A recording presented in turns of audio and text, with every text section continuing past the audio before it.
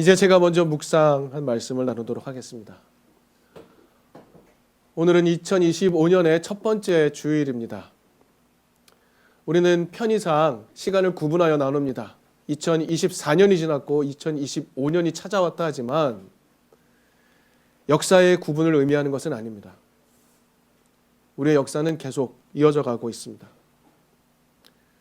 소라자매님 기도해 주신 것처럼 우리는 오늘의 현실에서 무엇이 중요한지를 정말 처절하게 배우고 있습니다. 지난 한 달간의 시간 동안 우리에게 무엇이 필요한지를 깨닫게 되는 감수성이 매우 예민해졌습니다. 우리에게는 무엇이 필요한 것일까요? 우리의 삶의 토대를 이루어야 하는 것은 무엇일까요? 지난 주일, 2024년 마지막 주일, 우리는 이런 이야기를 나누었습니다. 우리는 평소에는 하나님 자녀로서의 삶을 잘 선택하지 못한다.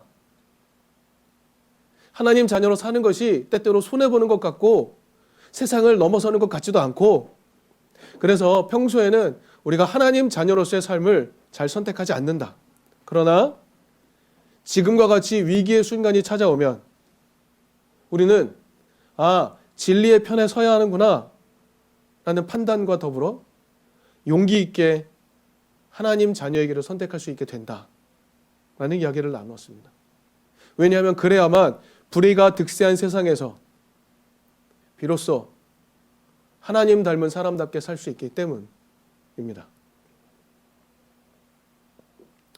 하지만 가만히 앉아서 조금만 더 생각해 보면 불의가 득세하고 있는 세상에서 정의를 외치며 산다?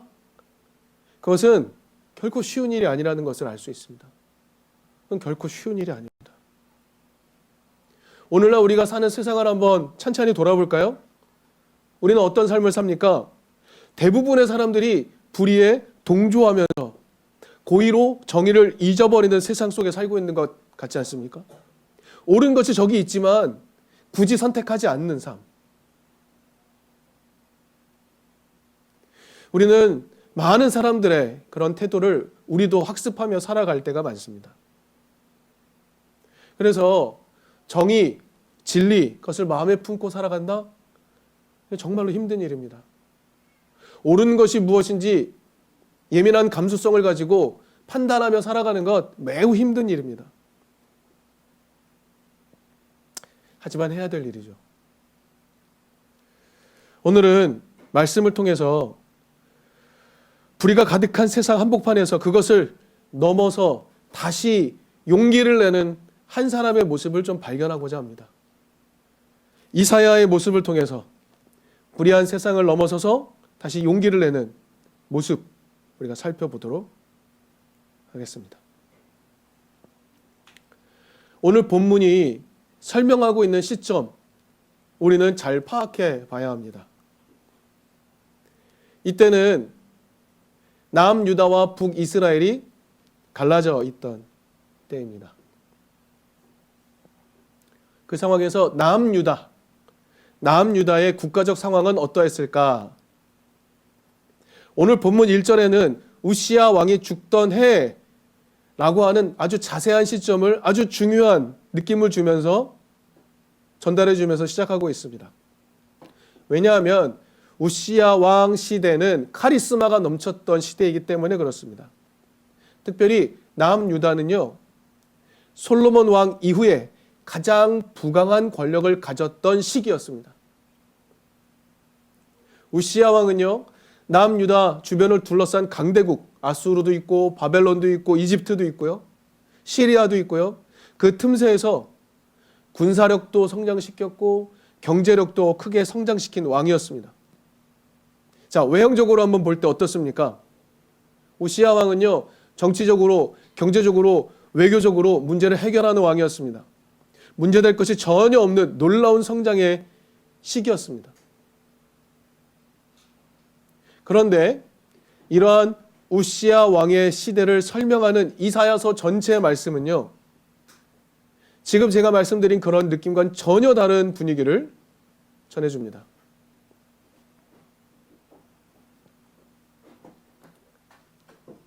이사야서는요, 제1성경 우리가 이제 구약 성경을 제1성경 또는 히브리 성경이라고 부르기로 했죠.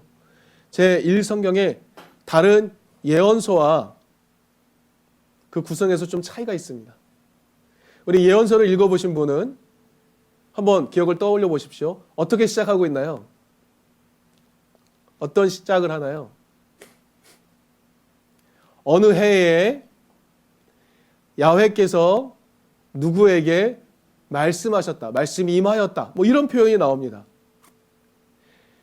예언서는요, 하나님의 말씀이 예언자에게 임하였다라는 말로 시작이 됩니다. 이게 보통 예언서의 구성입니다. 그런데 이사야서는 조금 다르게 구성이 되어 있습니다.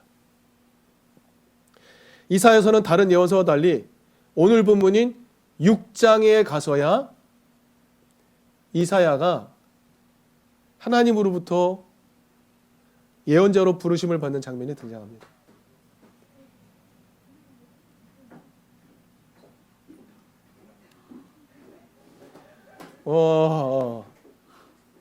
와, 귀한 손님이 왔네요. 우리 창혁 왔습니다. 창혁, 여기로 와서 앉으세요. 여기로, 이쪽으로. 얼굴 보이게. 예, 이쪽으로 와서 앉으세요. 네, 제가 보고 싶어요. 이쪽으로 오세요. 예. 러시아에 눈이 왔으니까 서울에 눈이 왔어요. 네, 오늘 지금 창혁 형제, 러시아 유학하고 있는 창혁 형제 왔습니다. 예, 반갑습니다. 네. 예. 예. 이사야서는 6장에 가서야 이사야가 하나님으로부터 소명을 받는 장면이 등장합니다. 그리고 6장 1절은 이렇게 시작하죠. 우시야 왕이 죽던 해에. 이게 왜 강조되는 것일까요? 우리는 그래서 1장에서부터 5장까지의 내용을 통해서 왜 우시야 왕이 죽던 해가 강조되는지 조금 살펴볼 필요가 분명히 있습니다.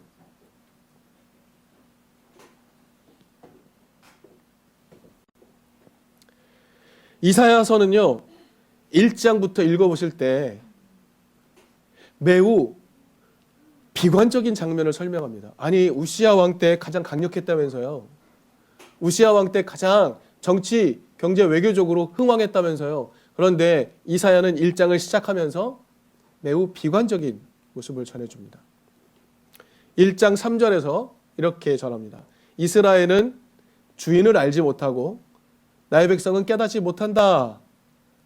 고 하시는 하나님 말씀이 소개됩니다. 11절쯤 가면 이렇습니다. 나는 이제 숫 양의 번제물과 살진 짐승의 기름기가 지겹고 나는 이제 수송아지와 어린 양의 숫 염소의 피도 싫다라는 말씀이 등장합니다. 자, 이런 걸 볼 때 이스라엘 백성들의 형편은 어땠을까요? 이스라엘 백성 형편은 종교적 제물을 아낌없이 바칠 수 있을 만큼 형편이 괜찮았던 것 같습니다. 그런데 하나님 말씀하세요. 이스라엘은 나를 알지 못하고 나를 깨닫지 못한다 라고 말씀하고 있습니다. 하나님은요, 그런 행동이 매우 싫다고 하십니다. 매우 싫다. 보통 싫은 것도 아니고요, 매우 싫다. 하나님의 마음이 상한 이유는요, 1장 15절에 가면 등장합니다. 너희가 팔을 벌리고 기도한다 하더라도 나는 거들떠보지도 않겠다. 너희의 손에는 피가 가득하기 때문이다라는 거죠. 나라가 풍요롭고 종교적 행동도 번성하고 있어요. 풍요로워요. 그 풍요는 어디로부터 온 것입니까? 다른 이들의 생명을 갈아넣은 토대 위에 세워진 것이다 라고 가르쳐주고 있는 것이죠. 그래서 1장 16절 17절을 보면 손에 묻은 피를 닦는 방법을 알려주십니다. 악한 일을 그치고 옳은 일을 하고 정의를 찾고 억압받는 사람을 도와주고 고아의 송사를 변호하고 과부의 송사를 변론하는 것으로 묻은 피를 닦을 수 있다라고 하십니다만 권력자들은 그럴 생각이 전혀 없죠. 그래서 여러분 이사야서 앞부분의 내용을 보시면은요, 이런 내용이 가득합니다. 지도자들 뿐만이 아니라 백성들마저 이렇게 생각을 해요. 힘을 기르면 삶이 평화로워진다. 힘을 길러서 내가 경쟁력이 생기면 삶이 평화로워진다라는 생각을 백성들도 갖게 되는 겁니다. 우시아 왕의 시대, 솔로몬 이후 가장 부강한 시대였다고 말씀드렸습니다. 근데 그들이 누린 번영은 하나님 말씀에 순종한 결과가 아닙니다. 가장 폭력적인 가치관을 지도자로부터 백성에 이르기까지 안으로 내재화하고 밖으로 구현했던 결과로 얻은 것입니다. 이게 하나님의 평가입니다. 지도자들은 거짓 재판을 일삼았고요. 자신들의 욕망을 채우며 살았어요. 근데 백성은 어땠는지 아십니까? 번영을 누릴 수 있다면 지도자들이 만든 욕망의 세상에 대해 비판하지 않고 순응하며 살아가고 있었던 겁니다. 그리고 그 중심에 누가 있었습니까? 강력한 우시아 왕이 있었던 겁니다. 우시아 왕은요, 하나님 말씀에 완벽히 대척점에 있었던 사람이었습니다. 그의 권력은 매우 막강했습니다. 분명하지 않습니까? 정치, 경제, 외교적인 문제를 다 해결한 왕 아닙니까? 막강할 수밖에요. 그러나 그의 토대는 분명하게도 연약한 자들의 피 위에 세워진 것들이었습니다. 그래서 그의 치세 기간 동안 공평을 얘기하는 사람도 없고 정의를 얘기하는 사람도 없었던 겁니다.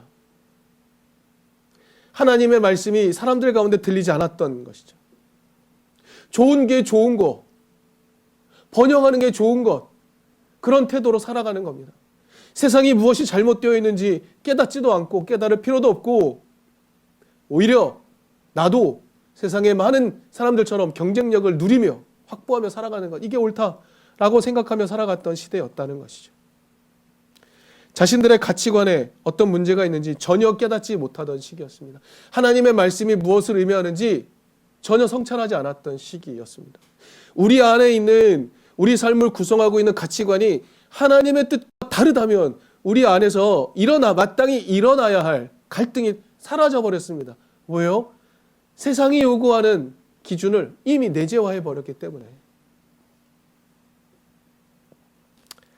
그런데 그런 번영의 시대를 이끌던 우시아 왕이 죽었습니다.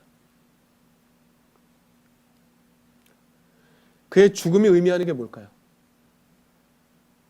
대혼란이 시작된다는 겁니다. 강력한 카리스마로 사람들을 휘어잡았던 힘이 사라지면서 그 힘의 공백기에 사회 문제들이 수면으로 올라오기 시작했던 것이죠.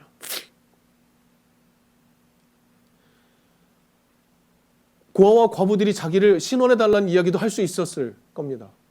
지도자들이 정의롭지 못하다는 것들을 얘기하기는 사람들도 생겨났을 겁니다. 나를 좀 제발 좀 살려달라고, 나 이렇게 힘들고 어렵다고 이야기하는 사람들의 이야기도 수면 위로 올라왔을 겁니다. 오늘 본문 6장 1절에 말하는 것, 우시아 왕이 죽던 해라는 말에 담긴 의미는 이렇습니다. 사람 통치자의 강력한 힘이 하나님의 말씀을 가로막을 수 있다는 겁니다. 사람 통치자의 강력한 카리스마가, 하나님의 뜻과 전혀 다른 카리스마가 그 힘이 차고 넘치면 하나님의 말씀도 가로막을 수 있다는 것. 우시아 왕의 치세 기간 동안에 종교 집단의 형식적인 제사는 엄청나게 많았다고 말씀을 드렸죠. 사람들은 바칠 형편도 되었고요. 그것들을 하나님께 갖다 바쳤습니다. 근데 하나님은 내가 그거 싫다, 질렸다라고 말씀을 하시는 거죠. 종교적 행위는 열심히 했지만 하나님 뜻에 깊은 관심을 두는 것들은 점점 사라져 갔던 겁니다. 이게 우시아 왕의 치세 기간 동안이었던 것이죠.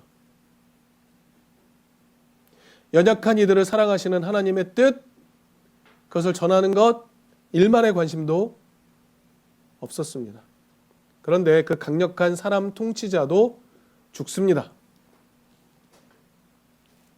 그래서 오늘 본문에 하나님은 멈춰서 있던 하나님의 말씀을 전할 사람을 찾아 나서시는 거죠. 그러던 중에 성전에서 이사야를 만나신 것입니다. 여기서 5절에 나타난 이사야의 반응을 살펴볼 필요가 있습니다. 5절에서 이사야는 이렇게 말하죠. 나는 부르짖었다. 재앙이 내게 닥치겠구나. 이제 나는 죽게 되었구나. 나는 입술이 부정한 사람인데 입술이 부정한 백성 가운데 살고 있으면서 왕이신 만군의 주님을 만나 뵙다니, 이런 말을 하는 겁니다.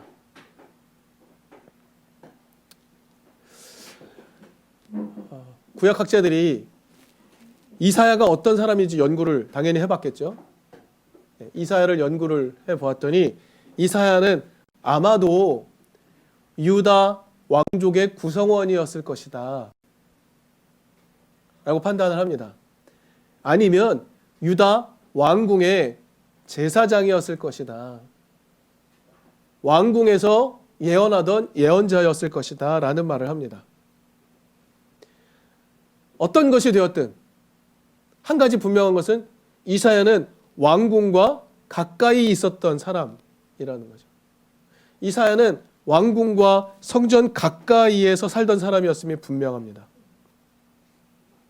이 말은요, 우시아의 치세의 기간 동안에 이사야 또한 지도자들에게 아무런 하나님 말씀도 전하지 못했다는 것을 의미합니다. 우시아 치세 기간 동안 이사야는 우시아에게 입도 뻥끗 못했던 겁니다. 하나님의 말씀의 의미가 무엇인지 이야기하지 않았던 것이겠죠. 사람들의 핏값으로 토대를 세우는 시기임에도 이사야는 정의를 얘기하지 못했고 공의를 이야기하지 못했던 겁니다. 아무 말도 하지 못했던 이사야. 그런데 5절 말씀을 우리가 읽으면서 느끼게 되는 것. 이사야는요, 자신의 그런 모습에 대해 반성적 성찰을 하고 있었던 사람으로 보입니다. 그랬던 것 같아요.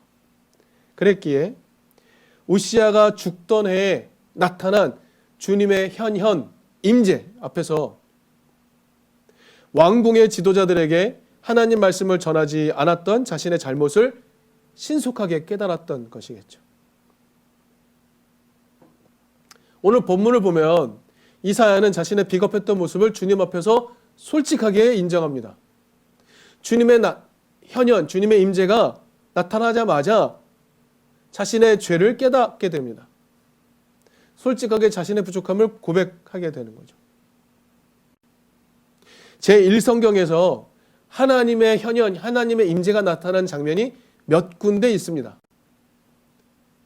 하나님의 현현, 하나님의 임재가 나타나는 장면이 소개되는 곳이 몇 군데 있는데 특정한 사람들에게 나타나기도 하셨고 모든 백성들이 알아차리도록 나타나기도 하셨습니다. 그렇다면 오늘 본문 속에 나타나는 하나님의 현현을 이사야만 보았던 것이라고 말할 수 있을까요? 꼭 그렇게 말할 수는 없을 겁니다. 우리는 상상해 볼 수 있습니다. 여러 사람이 함께 보았을 수도 있겠죠. 주님의 임재가 나타났습니다. 여러 사람이 함께 보았을 수도 있습니다. 그러나 이러한 하나님의 현현 앞에 솔직하게 자신의 잘못을 고백하고 나서는 사람은 이사야뿐이었던 것 같습니다. 오늘 본문 뒤에 8절을 보면 이렇게 말씀하시죠. 내가 누구를 보낼까? 누가 우리를 대신하여 갈 것인가? 라고 하는 주님의 외침에 이사야가 용감하게 반응하지 않습니까? 제가 여기 있습니다. 저를 보내어 주십시오.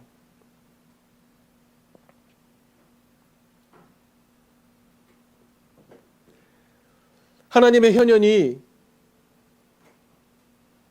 자신의 죄를 깨닫게 하고 자신의 부족함을 깨닫게 하고 자신에게 있었던 반성적 성찰을 고백으로 표현할 수 있게 해주었습니다. 내가 비겁했습니다. 내가 외치지 못했습니다. 내가 우시야 왕에게, 왕궁에 있던 그 수많은 사람들에게, 정치 권력자들에게 무엇이 올바른지 말하지 못했습니다. 라고 성찰했던 이사야. 제가 여기 있습니다. 저를 보내어 주십시오. 이렇게 말했던 것 아닐까요? 우시야의 치세 동안 이사야는 비겁한 사람이었습니다. 강력한 힘으로 자신의 가치관을 온 땅에 심었던 우시야의 시기. 화려한 종교적 예식은 있었지만 하나님의 뜻은 완벽하게 제거됐던 시기. 그 시기에 하나님의 뜻을 외칠 용기가 이사야에게는 없었습니다.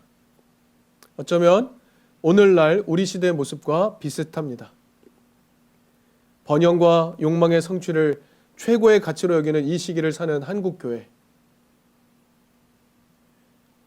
이 한국교회는 공평과 정의를 원하시는 하나님 뜻을 세상에 외치는 것에 익숙하지가 않습니다. 사람들마저 교회로부터 그런 얘기를 들을 거라 상상하지 않습니다. 교회가 정의를 외칠 거라고 상상하지 않습니다.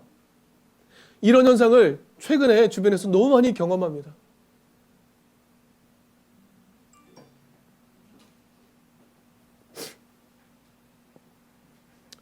공평과 정의를 외쳐야 하는 한국교회는 그것에 익숙하지 않습니다. 그런데 이 시기가 끝나갑니다. 우리는 지난 한 달 동안의 정치적 격변 속에서 더 이상 이렇게는 살 수 없다는 것을 확인하고 있습니다. 우리 지난주에 나눴던 것처럼 교회 밖에서 수많은 사람들이 자신의 재산을 기꺼이 나눠줍니다. 선결제하고 사람들 가서 먹게 하고 따뜻한 음식을 제공하고 따뜻한 차를 보내서 추위에 떠는 사람들이 몸을 녹일 수 있게 하고 이런 일들이 마구 일어나고 있는 겁니다. 아, 나만을 위해서 사는 것은 안 되는구나 깨닫기 시작하는 것이죠. 수많은 사람들이 자기 자신을 내어주어서 서로가 서로에게 힘이 되어줄 수 있다는 것을 배우고 학습하며 살아가고 있습니다. 더 이상 나 혼자만을 위해 살아갈 수 없다는 것을 확인하고 있는 거죠. 자, 이런 무도한 시기가 한 단원의 막을 내리고 있는 시점입니다. 교회는 어떻습니까? 이사야처럼 자신의 비겁함을 곧바로 인정할 용기가 있습니까? 다시 하나님의 뜻으로 돌이키겠다고 고백하는 용기가 있을까요? 이든 교회로 질문을 돌려볼까요? 이든 교회는 비록 작은 교회이지만 그래요. 우리 하나님의 뜻대로 한번 살아볼래요.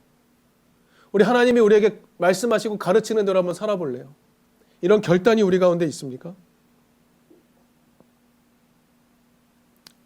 이 시대, 우시아의 시대처럼 하나님의 뜻이 사람 권력자에게 가로막힌 시대처럼 보입니다.